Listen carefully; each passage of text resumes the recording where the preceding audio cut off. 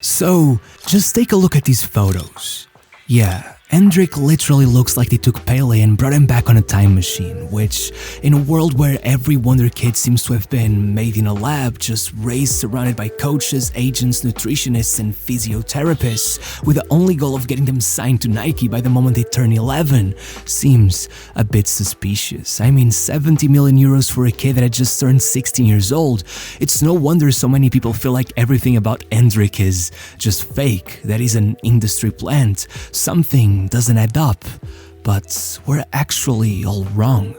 I was so ready to make a whole video exposing Endrick as one massive marketing stunt, but what I found instead is that he is much more real than any other wonder kid around. He is no Rodrigo, no Xavi Simons, no Haaland. There were no gimmicks in his rise to fame. Just when everyone was starting to feel like the beautiful game was dead, it really does feel like the chosen one, like a footballer of another time, straight out the streets like Ronaldo and Romario. Look, he tries to hide it, but Endrick's whole identity is built on trauma. People say he acts grown up for the cameras because they don't understand that in reality, he was forced to grow up too fast. You see, for generations, everyone in the family had tried to become a footballer. His own dad left his house at 15 years of age and hitchhiked 600 miles from Brasilia to São Paulo with only a pair of football boots, a couple water bottles, and a loaf of bread, looking for a club that would give him a chance. On his first night, it rained and he slept under the tiny roof of the ticket office at the Palmeiras stadium. As Endrick said, do you think on that day he could have ever imagined his son would play there? Of course not. When he finally found a club willing to give him a trial, he collapsed from exhaustion and missed it. Thankfully, years later he did find himself making a living in a stadium with 70,000 fans, but not as a player. His dad worked as a janitor at the Mané Garrincha Stadium. The dream was dead, or so he thought, because there he fell in love with one of his co-workers and a few years later, Endrick was born. And from there on out, it was all football again. Once Endrick was big enough to follow along, his dad would bring him to watch him play for this tiny local team, but he'd always be kind of confused because every time he'd get back to the stands, Endrick would be holding a sandwich and a soda, although he never really gave him any money. But just as he began worrying that he was stealing from the bar, he found out Endrick had worked out a deal with a bartender where he'd bet his clients that the kid could hit the crossbar first try, and then Endrick would take his cut, a soda and a sandwich. Still, even his own dad was confused how he had gotten so good at striking a ball. I mean, he knew the kid was all about football. He never played with any other toy. He had joined a futsal academy at 4 years of age. He slept with one of his dad's trophies like Messi after the World Cup, and he always introduced himself to everyone as Endrick Souza, striker. Hell, the dad almost named him Di Stefano had it not been for the mom putting her foot down and calling him crazy, but that level of accuracy at that age, no academy can teach that. When they asked Endrick how he learned it, he didn't seem to understand what was so impressive about it. He just told him, "We live on top of a hill. If I don't hit the target, the ball will just roll all the way down to the next favela, and I don't want to have to run after it, so I just don't miss." Yeah, by the time Endrick was 7, his futsal academy had already bumped him up all the way to the under-13s, but no one ever seemed quite good enough to put up a fight. So you know what they did? They forbade him from using his strongest foot, and before they knew it, the boy was pretty much ambidextrous. A year later, he was already at a local academy that had a partnership with São Paulo. He'd go to the city twice a year so they could check up on him, and every time they were mind blown by the things he could do. It all looked set for him to join the club, but when he finally turned 10 and could actually move into their facilities, his dad only asked for a job in the city and a place to stay, and not only did they refuse, they offered to give them 150 reais a month, which is like 20 euros. You have to realize, Endrick's parents starved themselves so they could make sure their kid had something to eat. Sending him away to an academy was like a way to make sure he would be settled, but they also didn't want to let go of their son like that, so they were at a crossroads. Not knowing what to do, his dad gathered all the footage he had of Endrick playing and posted it on YouTube, hoping someone would see it, and it made its way to the director of Palmeiras, but they only offered to take him on trial, so it changed nothing until until one day Endrick told his own parents, "Don't worry, football will change our lives." According to him, before that day, football was just a child's game. Then it became my mission. A few weeks later, he took the trial. His dad stayed back in Brasilia working for the family, and Endrick and his mom moved to São Paulo to a house where a few other kids were staying during their own trials. But as Endrick said, there was no TV, no internet. While I trained, Mom had to wait in a park, reading the Bible, praying. Back at the house, it was hard. Mom would cook for me and the other kids would come asking for food. We were all hungry, but she only had enough for us too. Eventually, she stopped cooking because she couldn't stomach having the other kids watch while we ate. Sometimes at night, I'd ask for food and she'd tell me, "Go to sleep, baby. The hunger will go away." That woman went through hell. She called her husband all the time saying she couldn't take it anymore, that they had to go back home. But every day, Endrick came back from training with a twinkle in his eye, so she held on, and one day it happened. Palmeiras told Endrick they wanted him to join the under-11s and they got his father a job cleaning the locker rooms. But even then, they made sacrifices. His father hid the fact that he was Endrick's dad from everyone because he was afraid he would mock him for it. But trust me, soon there'd be nothing to make fun of. The moment Endrick joined, it was absolute domination. Top scorer awards left and right. Even when in that first year, he ended up breaking his foot, being told that he'd never make it to the Paulista Championship final, the biggest game of the year. Not only was he there, but he scored a bicycle kick in the away match, and then, in the second leg, in that same stadium where his dad had once hid from the rain, he scored the winner with 20,000 fans watching, telling a journalist that he had 3 objectives in his life: to reach the first team, win everything he could with them, and then join Real Madrid. He was only 11 at the time. Over the next 2 years, he won the Paulista twice more, first with the under-13s, then with the under-15s, and between those tournaments, he somehow had time to win 4 more, including the Copa de Ouro, where he literally scored the winner in the final by lobbing the keeper and taking the Player of the Tournament award. Suddenly, Barcelona, AC Milan, Juventus, Bayern Munich, and PSG were all after this 13-year-old who kept scoring every match against much older opposition, going at them with the speed and power of Ronaldo, the instinctual finishing of Romario, and with no evidence of slowing down. By 2022, Endrick got to play the Copinha. If you know nothing about Brazilian football, this is a huge deal. Neymar, Casemiro, Gabriel Jesus, Vini Jr., damn near every big name was made there. So guess what? 15-year-old Endrick went into this under-20 tournament, scored a brace in his first game, becoming the youngest goal scorer in its history. And by the second game, he came in at halftime and scored 2 more. First with an absurd solo run, and the second with a ridiculous strike, bullying everyone around with a shaved head. I could swear I was watching Ronaldo, and if that wasn't enough, then on his next start, he smacked in a bicycle kick from outside the box, getting Gary Lineker out of everyone in the world to claim that I think we're seeing a very special talent emerging. And that, well, that was before he scored the opener 5 minutes into the final, becoming his team's top scorer and winning the goal and Player of the Tournament awards, leading Palmeiras to the first ever Copinha title in their history. But you know what the club decided to do next? They stuck him in the under-17 Copa Brazil. Endrick scored twice in the quarters, twice in the semis, and then closed it out with 4 goals in the final. Even scored 1 right from the middle of the pitch.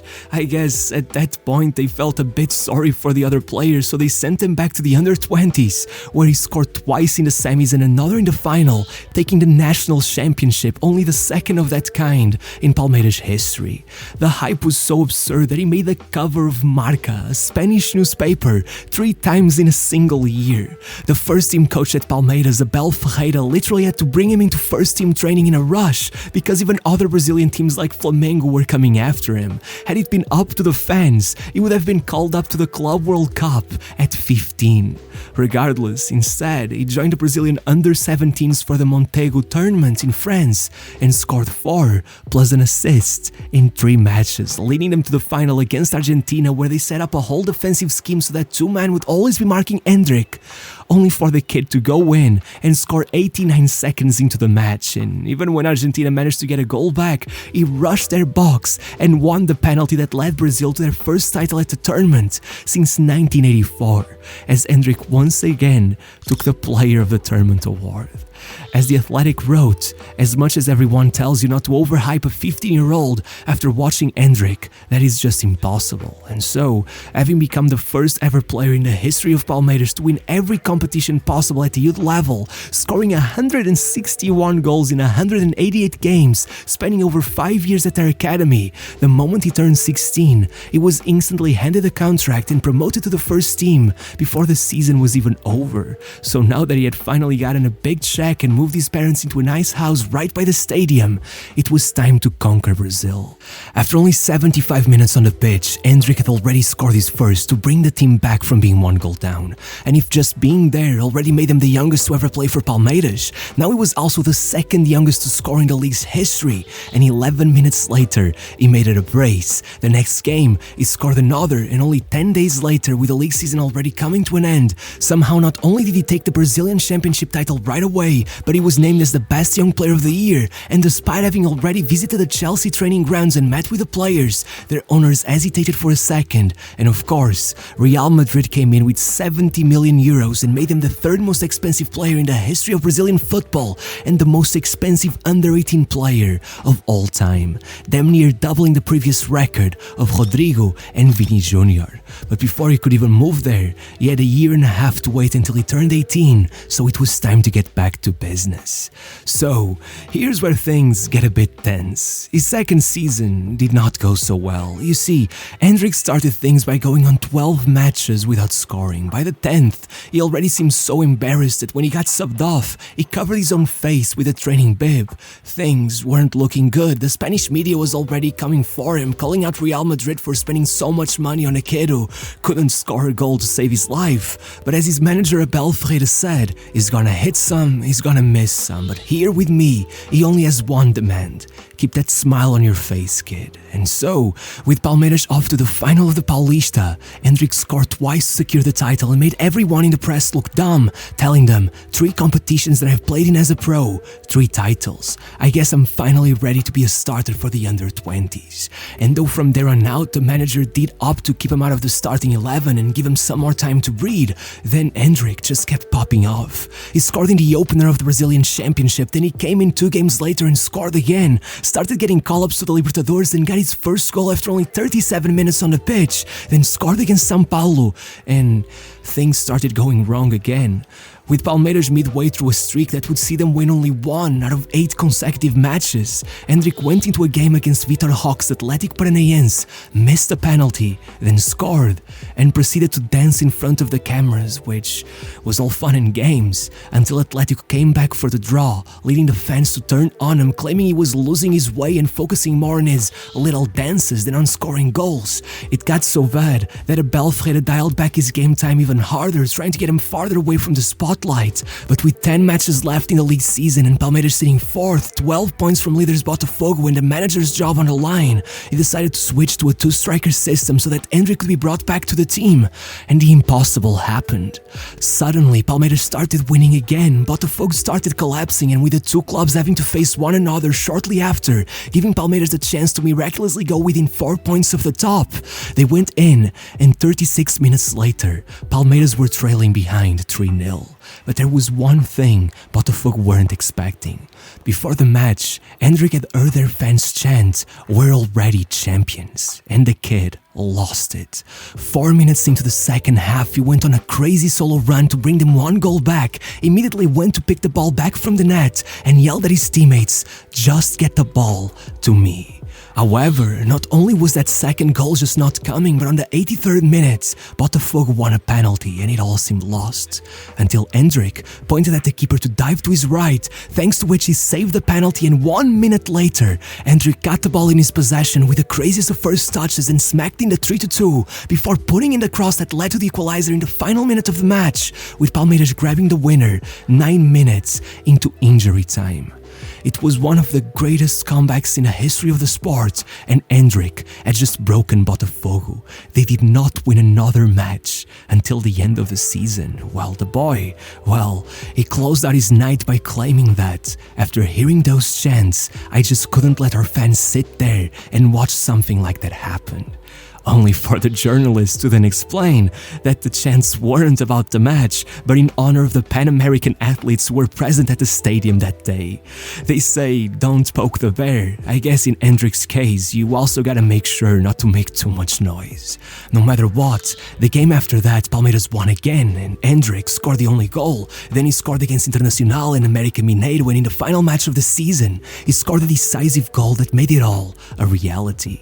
In the span of 10 matches, Endrick took Palmeiras past Flamengo, Bragantino and Botafogo to complete a comeback that will forever be written in the history books of Brazilian football. As he said, "My mother says that I'm cold, that my heart is made of ice. I'm a player who shows up at times when it's difficult. I like games like this." And one thing, you can rest assured, he was more than forgiven for whatever lack of form he'd gone through. Endrick was the second highest scoring under-18 player in the history of the league, aside only from Ronaldo Fenomeno. Thanks to all of this, Endrick made it to the league's Team of the Year. He also took the awards for the best goal and most promising player once again. He was named by The Guardian as one of the most promising players in the world. He became the youngest since, again, Ronaldo to get a call-up to the national team. He signed a Michael Jordan-type deal with New Balance to become the new poster boy of the company, and closed out the year by visiting the Bernabeu and meeting with Carlo Ancelotti. For his final season at Palmeiras, he started off by getting on the wrong side of the media once again, after Brazil was controversially knocked out of the Olympic Games qualifiers way too soon. But then, Endrick came back to the first team and scored the only goal in their friendly against England, becoming the 4th youngest to ever score for the national team, and the youngest out of any nation to ever score at Wembley, dedicating his goal to Bobby Charlton, which surely proves he is a time traveler, and then taking a quick detour and scoring at the Bernabeu against Spain to clinch the draw, to which, let me say, if your teenage signing already has a Bernabeu goal, you know is the real deal. Regardless, before it was time for that, he ran it back one final time, scoring the only goal of the semi-final, taking the finals player of the match, and eventually the tournaments as well, taking Palmeiras to another Paulista. At an injury scare and a call-up to a tremendously disappointing Copa America that led a commentator to claim that they want a 17-year-old to save the entire squad, and in the blink of an eye, Endrick was at Real Madrid, getting greeted by 60,000 fans and breaking down in tears, saying that, "I never thought there'd be so many people, but don't worry, you'll get used to it."